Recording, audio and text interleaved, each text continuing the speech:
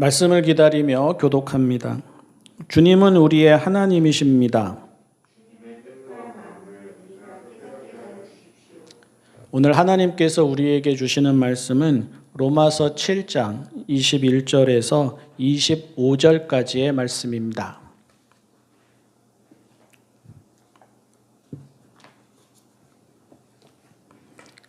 세번역 성경 신약 264쪽 로마서 7장 21절에서 25절까지의 말씀입니다.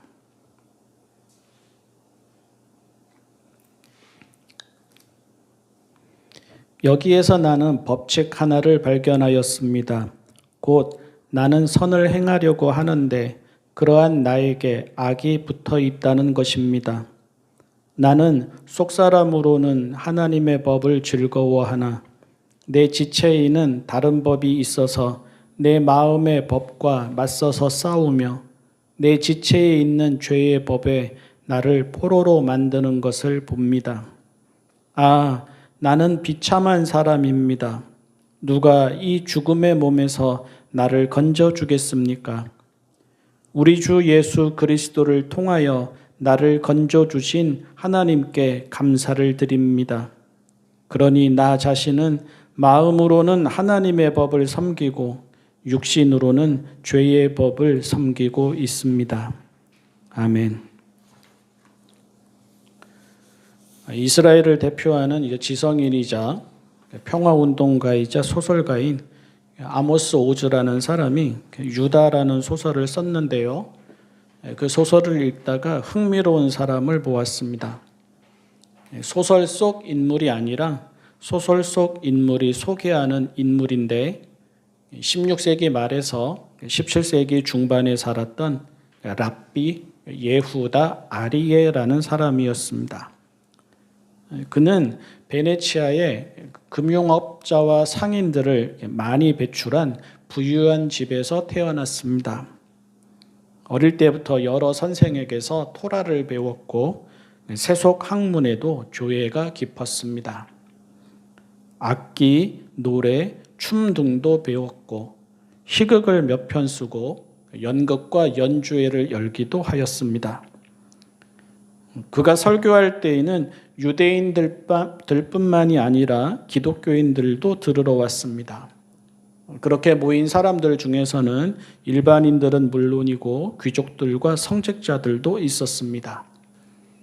랍비이자 지성인이자 교양인답게 기독교인 학자들이나 성직자들과 토론도 자주 벌였고 유대적 신앙을 변증하면서 예수를 유대적 관점에서 보는 책도 썼습니다. 그런데 이렇게 잘 배우고 훈련되어서 흠이 없어 보이는 그에게도 뜻대로 되지 않는 부분이 있었습니다. 도박이었습니다.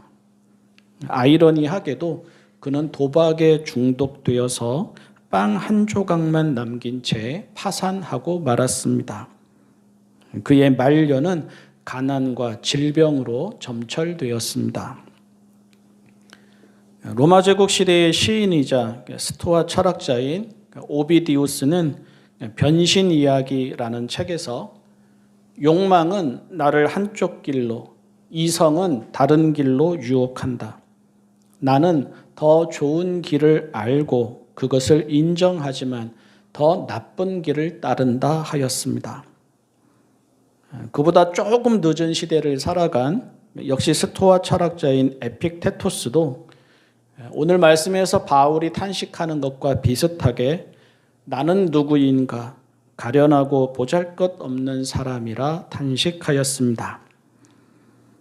사람이 그렇습니다. 이상하게도 안 되는 부분이 있습니다. 마음에 없어서가 아니라 마음이 있는데도 그렇습니다. 하나님의 사람 또한 다르지 않습니다. 구약의 다윗도 신약의 바울도 다 같은 탄식을 하고 다 같은 고백을 하였습니다. 신학자들은 원죄라고 하였습니다. 사람으로서는 벗어날 수 없는 한계라는 뜻입니다. 유전되는 것도 아닌데 유전되는 것처럼 강력하고, 유전자도 아닌데 유전자처럼 각인되어 있고, 사람인 이상 아무도 벗어날 수 없어서 모두가 거기서 거기라는 뜻에서 원죄라고 이름을 붙였습니다. 우리 모두가 그리스도인입니다. 진리를 압니다. 하나님의 계명도 압니다. 마음이 그것을 거부하지도 않습니다. 무엇이 더 좋은 길인지도 압니다. 무엇이 더 옳은 길인지도 압니다. 무엇을 해야 하는지도 압니다. 무엇을 하지 말아야 하는지도 압니다.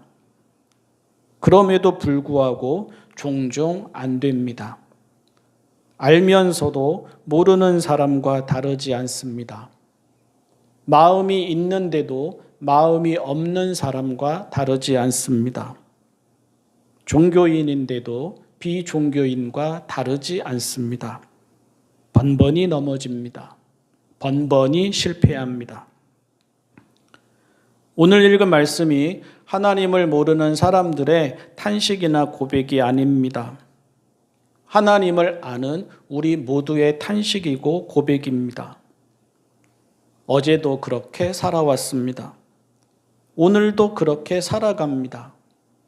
그러니 내일이라고 다를 것 같지도 않습니다. 아침에는 그렇게 살지 않기를 기도합니다. 시험에 들지 않게 하소서 합니다. 그런데 밤에는 그렇게 살아버린 자기를 봅니다. 우리 죄를 용서하소서 기도합니다. 이 사실이 우리를 비참하게 합니다. 이 사실이 우리를 부끄럽게 합니다. 이 사실이 우리를 무력하게 합니다. 여러분은 어떻습니까? 우리는 과연 새로운 존재가 될 수 있습니까? 아킬레스건이라고 합니다. 치명적인 약점이라는 뜻이죠. 그리스 신화에서 아킬레스가 태어나자 어머니는 그를 불사신으로 만들고자 저승에 흐르는 스틱스 강물에 담가서 목욕을 시켰습니다. 그런데 어머니가 손으로 잡은 발 뒤꿈치만은 강물에 닿지 않았습니다. 트로이 전쟁 때 트로이는 전사 아킬레스에게 속수무책이었습니다. 그런데 아킬레스의 약점이 발 뒤꿈치에 있다는 것을 알고는 트로이의 왕자 파리스가 독화살을 쏘아서 발 뒤꿈치를 맞추어 죽였습니다. 아킬레스건입니다. 이상하게도 안 되는 부분이 있습니다. 유난하게도 쉽게 넘어지는 부분이 있습니다. 누군가에게는 식탐입니다. 누군가에게는 허영입니다. 누군가에게는 나태입니다. 누군가에게는 분노입니다. 누군가에게는 근심입니다. 누군가에게는 시기입니다. 누군가에게는 명성입니다. 누군가에게는 권력입니다. 누군가에게는 물욕입니다. 누군가에게는 정욕입니다. 누군가에게는 가족입니다. 누군가에게는 얇은 귀입니다. 누군가에게는 소심함입니다.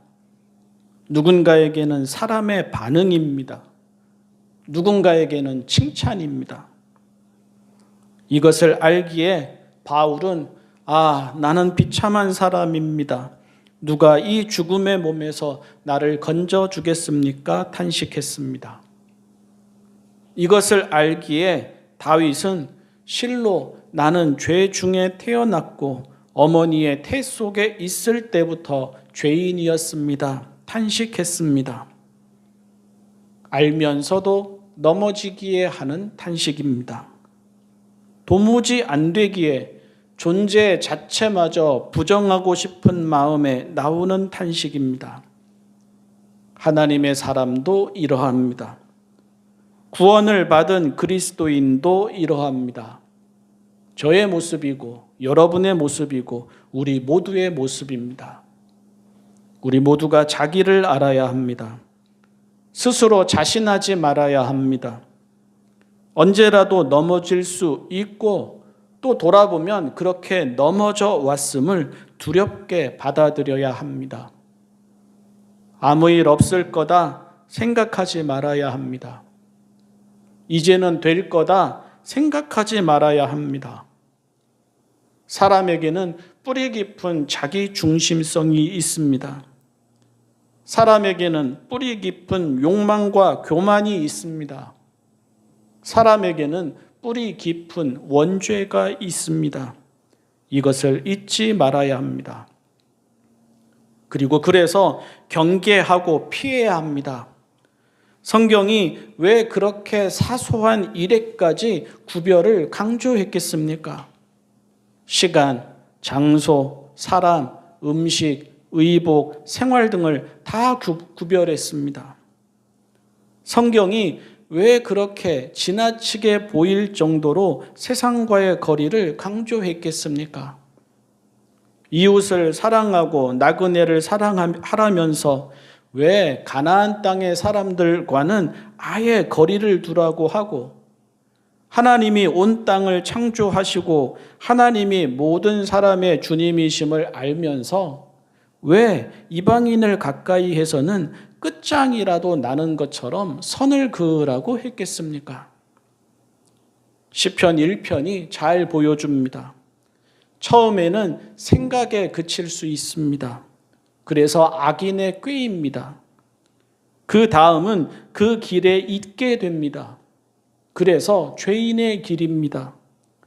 그리고 그 다음은 스스럼 없이 그 자리에 앉게 됩니다. 그래서 오만한 자의 자리입니다. 대부분 잘 하다가도 하나가 시험이 되어 무너집니다. 대부분 잘 지키다가도 하나가 올무가 되어 무너집니다. 그러니 우리가 무엇에 약한지를 안다면, 무엇 때문에 번번이 실패하고 넘어지는지를 안다면 아예 그것을 멀리하는 수밖에 없습니다. 그것이 지혜입니다. 다만 그것만으로도 안 됩니다. 의지나 이성의 문제로 해결이 된다면 바울도 다윗도 존재에 대한 탄식을 하지 않았을 것입니다. 행위나 결단의 문제로 해결이 된다면 다윗은 하나님, 내 속에 깨끗한 마음을 창조하여 주시고 내 속을 견고한 심령으로 새롭게 하여 주십시오. 기도하지 않았을 것이고, 바울은 나는 내가 원하는 선한 일은 하지 않고 도리어 원하지 않는 악한 일을 합니다.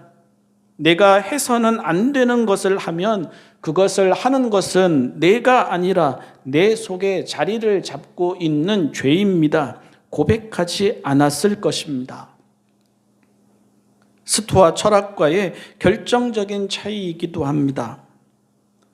같은 사람인 것을 보았고 같은 갈등을 겪었고 같은 탄식을 하면서도 스토아 철학은 사람의 이성과 합리성을 절대적으로 신뢰했습니다. 올바른 지식은 올바른 행동으로 이어진다고 보았습니다.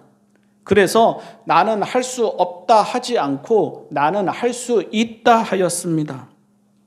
하지만 성경은 다르게 말합니다. 우리 또한 다르게 고백합니다. 우리에게로 주님이 오셔야 합니다. 우리 대신 주님이 사셔야 합니다. 우리 안에서 나는 죽고 주님이 사셔야 합니다. 그렇게 기도해야 하고 그렇게 되기를 사모해야 합니다. 그렇게 되도록 날마다 죽는 연습을 하고 그렇게 되도록 날마다 다시 태어나는 과정을 거쳐야 합니다.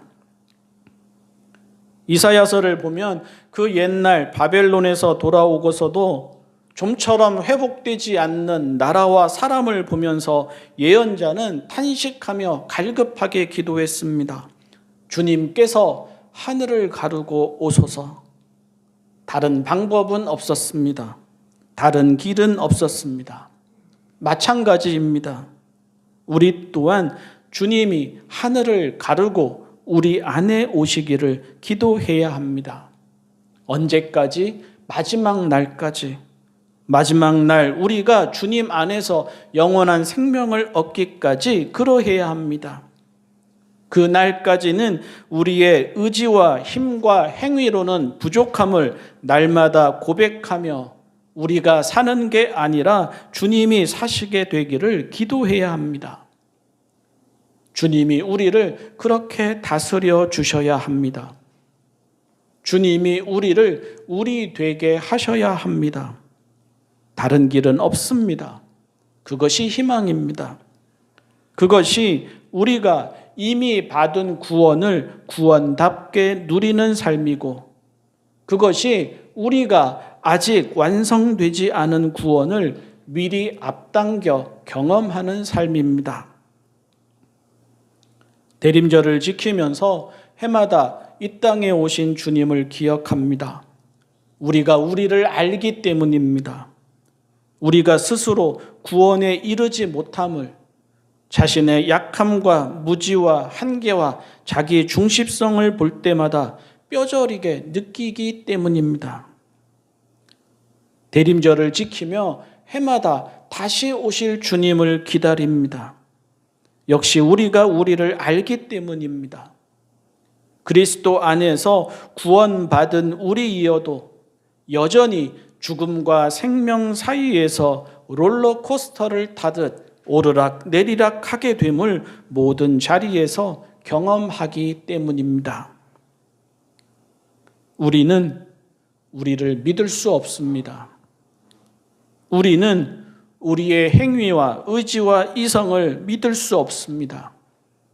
그래도 희망이 있는 것은 주님이 우리에게로 오시기 때문입니다. 그 주님이 우리를 건지시고 고치시고 완성하시기 때문입니다. 그러니 그저 기도하고 또 기도할 뿐입니다. 그저 바라고 또 바랄 뿐입니다. 오늘의 탄식이 주님을 향한 갈급함으로 이어지기를 기도하고, 우리의 그 무엇으로도 되지 않는 나의 나됨이 주님의 의와 의지로 가능해지기를 기도할 뿐입니다.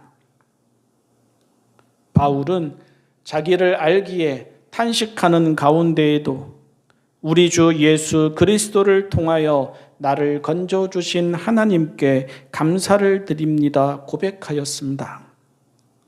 숱하게 넘어지는 오늘 우리의 고백이어야 합니다. 그렇게 고백하면서 주님이 우리를 이기시기를, 주님이 우리를 다스리시기를, 주님이 우리를 새롭게 창조하시기를, 주님이 우리를 완성하시기를 기도하고 또 기도해야 합니다. 기도하겠습니다.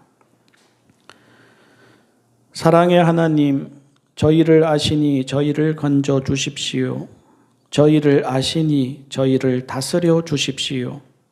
저희를 아시니 저희를 고쳐 주십시오. 저희를 아시니 저희를 새롭게 하여 주십시오. 저희에게로 오셔서 저희를 하나님께로 이끌어 주시고, 저희에게로 오셔서 성령의 열매를 맺게 하시고, 저희에게로 오셔서 하나님의 성품에 참여하게 하여 주십시오. 저희의 희망은 하나님이십니다. 저희의 구원은 하나님이십니다. 그러니 마음으로는 원하면서도 현실에서는 넘어지는 저희에게로 오셔서 저희를 구원하여 주십시오. 예수님의 이름으로 기도합니다. 아멘.